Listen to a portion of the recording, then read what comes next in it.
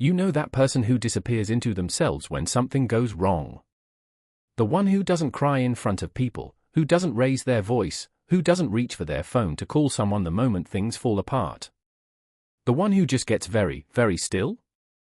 Who answers "I'm okay" with a flatness that makes it clear they are anything but okay, and yet somehow also means, "Don't ask again." Yeah, that person isn't cold. They're not indifferent. They're not punishing you with their silence or playing emotional chess. And they are most certainly not fine. There is so much happening beneath that stillness that most of the people around them will never fully see. If you are someone who goes quiet when you're hurting, welcome. You're in exactly the right place, because today we are going into the psychology of people who withdraw into silence when they're in pain. The ones the world calls emotionally unavailable. The ones science calls something else entirely. Here's what nobody has ever told you, and I mean this. That silence is not a symptom. It is not emotional immaturity. It is not a defense mechanism in the pejorative sense, not something you do instead of dealing with things. According to psychology, the way your mind and body respond to emotional pain by pulling inward is one of the most complex, layered, and self-protective processes the human nervous system is capable of producing. The problem is that nobody ever explained it to you in those terms. Nobody ever handed you the language for it. And in the absence of that language, you probably spent years quietly accepting other people's interpretation of your silence, that it meant you were cold, or difficult, or that something in you was fundamentally closed off. That interpretation was wrong. Stay with me, because by the end of this, you are going to understand yourself at a level most people never reach. Let's start with what everyone in your life has consistently gotten wrong about you. When you go quiet, people assume a decision happened. They imagine you weighing your options, choosing withdrawal over communication, deliberately putting up a wall. They think it's calculated. They think it means something about how much you care, or don't care. They say things like, "You always do this," as if your silence is a habit you could simply decide to break. But that's not what's happening inside you, is it? Not even close. When you get hurt, something shifts in your body before it shifts in your mind. It's not a thought you have. It's a physical thing. A tightening somewhere in your chest. A kind of density that settles over everything. Words become harder to locate. The idea of opening your mouth and producing coherent language about something you haven't even begun to understand yourself starts to feel genuinely impossible. Not difficult. Impossible. And so you go quiet. Not because you chose silence over communication, but because in that moment, silence is the only thing available to you. There's a researcher and physician named Dr. Peter Levine who has spent more than 40 years studying trauma and what stress does to the body. What his work revealed is that the freeze response, the biological state of stillness, withdrawal, and internal contraction, is every bit as hardwired into the human nervous system as fight and flight. It is not the absence of a response. It is its own full physiological response, ancient and automatic, triggered when the nervous system calculates that neither fighting nor fleeing is the right move. When emotional pain feels too large, too sudden, or too complicated to process in real time, your brain doesn't fail you. It pulls the emergency brake. It slows everything down. It draws the resources inward. It says, "Not yet." That is not weakness. That is your nervous system doing its job with precision. And here is something that stopped me completely the first time I encountered it. There is a region of the brain called Broca's area, one of the primary structures responsible for producing language. Neuroscientists studying what happens in the brain during intense emotional distress have found that activity in this region measurably decreases during states of emotional flooding. The brain, under the weight of acute emotional pain, literally makes words harder to generate. So when someone is standing in front of you saying, "Just talk to me, please, just say something," and you are standing there with your mouth closed and nothing coming out, that is not stubbornness. That is not you withholding. Your brain has, in a very real and documented neurological sense, made language less accessible because it has redirected its resources to something it deems more urgent right now, which is keeping you intact. You are not shutting people out. You are holding yourself together. And those are two entirely different things, even when they look identical from the outside. But this didn't begin in adulthood. And it didn't begin in your most recent wound. This started much earlier, and it started the way almost all of our deepest patterns start, with what we learned, very young, about what happens when we let pain be seen. No one is born quiet in their hurt. Watch any young child. They express pain openly, immediately, without any filter or calculation. They cry on the floor. They scream about what's unfair. They say "you hurt me" without rehearsal. There is no gap between the wound and the expression of the wound. That gap has to be taught. And at some point in your life, something taught you that gap. Something made it necessary. Maybe it was a home where emotions were treated as inconveniences. Where you cried and were told to stop being so sensitive, where you expressed pain and the response was irritation rather than warmth. And so you learned, not in words but in your body, that your pain created problems for the people around you. That the most considerate thing, the most acceptable thing, was to keep it contained. Maybe you opened up to someone you deeply trusted, and they minimized it. They laughed. They told you it wasn't a big deal. Or worse, they stored it away and used it against you later, weaponizing your vulnerability in a moment when you least expected it. And your nervous system filed that away permanently, opening up cost something. The price of being seen is too high. Maybe your pain, when you expressed it, simply wasn't met. You reached out and nobody reached back. And that experience of reaching into the dark and finding nothing is its own kind of damage, quiet and thorough, the kind that doesn't leave marks but absolutely leaves a blueprint. Dr. John Bowlby, whose attachment theory fundamentally changed how we understand human emotional development, spent decades documenting one central truth: the way we learn to handle our emotional pain is shaped entirely by our earliest close relationships. And what he found, over and over, was that when those early relationships teach us that being vulnerable leads to more pain, rejection, or indifference, our nervous system does not simply forget that lesson. It encodes it. It makes it a reflex. And then that reflex follows us through every subsequent relationship, every subsequent wound, responding the way it learned to respond even when the person in front of us is nothing like the people who made us this way. Your silence is not a character flaw. It is not a failure of emotional development. It is a survival skill your nervous system built when it needed one. It worked. It protected you. And it brought you, intact, to here. Now here's the thing that will almost certainly surprise you, because it surprised most people when the research first began to emerge. While you are silent, while from the outside you appear completely still and unreachable, your inner world is running at a pace most people will never experience. Neuroimaging studies looking at people who tend to withdraw and process internally during emotional distress have found significantly elevated activity in the regions of the brain associated with self-reflection, autobiographical memory, emotional integration, and what researchers call prospective thinking, the mental simulation of future outcomes. Your stillness is not emptiness. It is the opposite of emptiness. It is one of the most cognitively and emotionally intense states a human brain can be in. What's happening inside that silence sounds something like, "Where did this come from? Have I been here before? What does this actually mean? Is this about what just happened, or is it about something older? What do I actually feel underneath the first layer? What do I want to say when I can finally say it, and will I mean it, and will it be true?" You are not avoiding the work of processing what happened.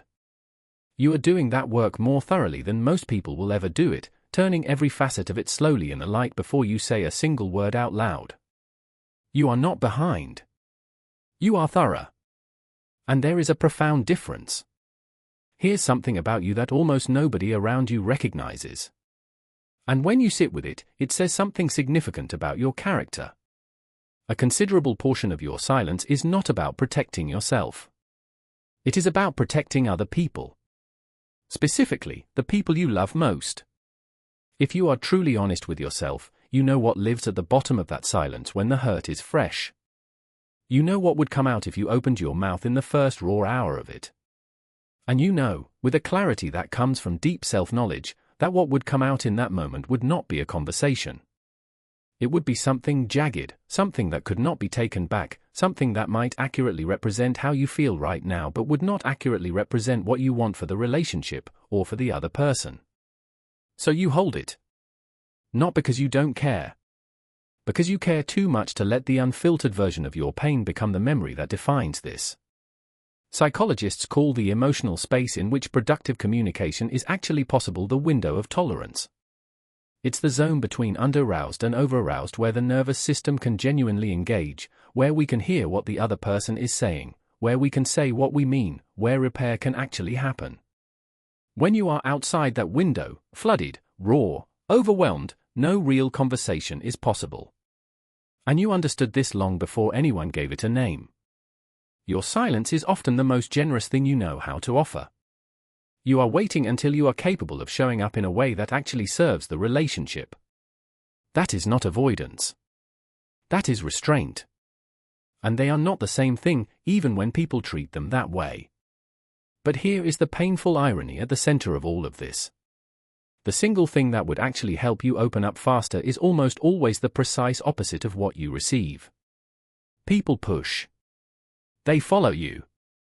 They raise their voices. They say things like, you can't just shut down every time something is hard, or, this isn't fair to me. And every single time that happens, two things occur. The first is that your nervous system moves even further from its window of tolerance, even further from the place where communication is possible. And the second is that a very old belief gets quietly confirmed: my way of processing is not acceptable.